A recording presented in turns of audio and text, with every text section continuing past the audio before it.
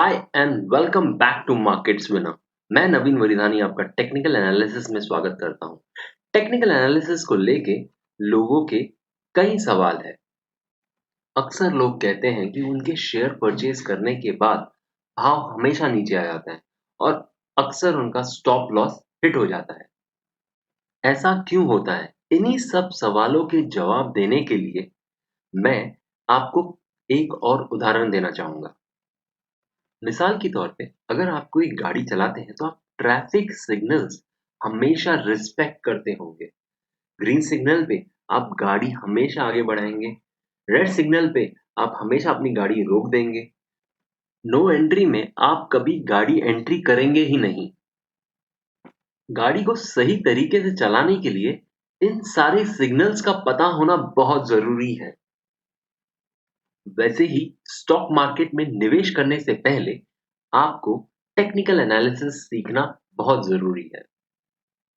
इन सारे traffic signals और नियमों का परिणाम पास्ट में भी सेम रहा है और फ्यूचर में भी सेम ही रहेगा। आप हमेशा ग्रीन सिग्नल पे अपनी गाड़ी आगे बढ़ाओगे, रेड सिग्नल पे आप गाड़ी रोकोगे और नो एंट्री में आप अपनी गाड़ी की एंट्री कभी नहीं करोगे।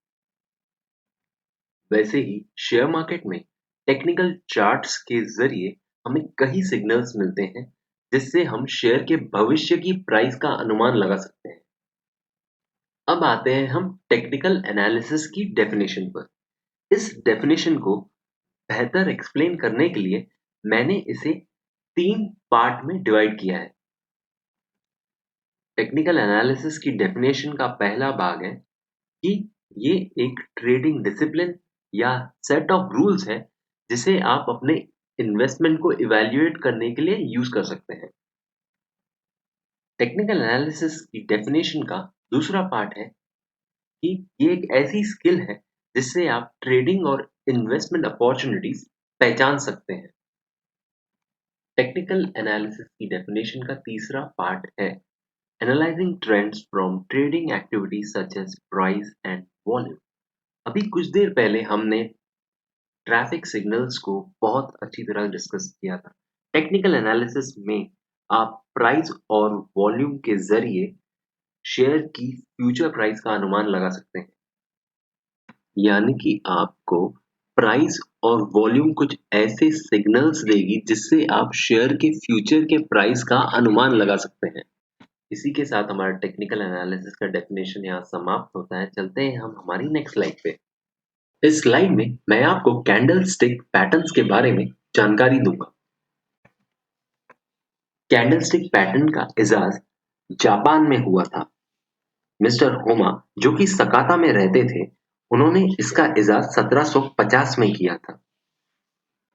स्लाइड पे जो फोटोग्राफ है वो मिस्टर होमा की ही फोटोग्राफ है।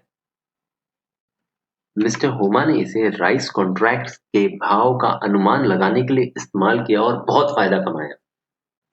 और इसी वजह से कुछ एक्सपर्ट्स ने इसे होने वाले फायदे को देखा और इसे शेयर मार्केट की ट्रेडिंग में इस्तेमाल करने का फैसला किया। अभी आगे मैं आपसे बुलिश और बेयरिश कैंडलस्टिक पैटर्न्स डिस्कस करूंगा। जो स्क्रीन पे आपको दिख रहा है वो ट्रेडिशनल और मॉडर्न कैंडलस्टिक पैटर्न है। आपकी कन्वीनियंस के लिए हम मॉडर्न कैंडलस्टिक पैटर्न ही यूज करेंगे। यानी कि अगर ग्रीन कैंडल है तो बुलिश कैंडलस्टिक पैटर्न और रेड कैंडल है तो बेयरिश कैंडलस्टिक पैटर्न। बुलिश और बेयरिश कैंडलस्टिक पैटर्न में ओपन और क्लोज के बीच में बॉडी होती है। बुलिश या ग्रीन कैंडलस्टिक पैटर्न में प्राइस हमेशा नीचे से ओपन होती है, फिर एक लो बनता है और फिर प्राइस ऊपर की तरफ जाती है और एक हाई बनता है और फिर प्राइस क्लोज होती है। बेयरिश या रेड कैंडलस्टिक पैटर्न में प्राइस हमेशा ऊपर ओपन होती है, फिर एक हाई बनता है, फिर प्राइस नीचे आती है और एक लो बनता है और फिर प्राइस क्लोज होती है।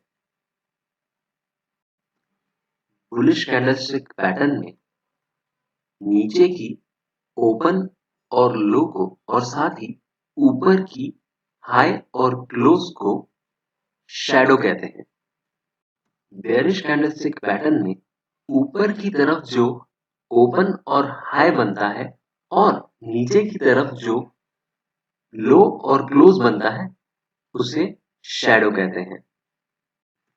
बुलिश कैंडलस्टिक पैटर्न को थोड़ा और अच्छे से समझाने के लिए ये एग्जांपल देना चाहूंगा।